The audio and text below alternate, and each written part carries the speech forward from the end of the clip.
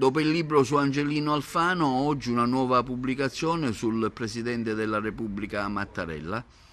Sì, è un libro che riguarda i tre componenti della famiglia Mattarella: Bernardo, Piersanti e Sergio. Tutte e tre hanno avuto un rapporto importante col territorio agrigentino, i rapporti di amicizia tra Bernardo e l'allora vescovo di Agrigento Giovan Battista Peruzzo, le presidenze nei congressi della Democrazia Cristiana del grande esponente della DC Bernardo Mattarella, e poi la visita più di una volta da parte dell'allora presidente della regione Piersanti Mattarella nelle città di Licata, di Palma Montechiaro, di Favara, di Porto Empedocle, quindi un'attività parlamentare nello stesso tempo a servizio delle popolazioni agrigentine. E poi le visite dell'attuale capo dello Stato Sergio Mattarella nella città del sale e della ragione, cioè la città che ha dato i natali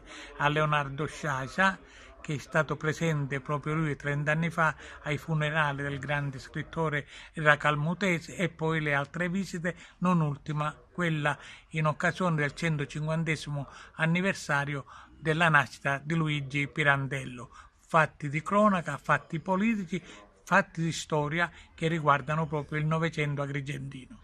Ecco, ricordiamo dove si svolgerà l'evento? Si svolgerà a Casa San Filippo, sede del Parco Archeologico, il 4 di ottobre alle ore 17. Vi aspetto tutti e ai presenti sarà data una copia del libro in omaggio.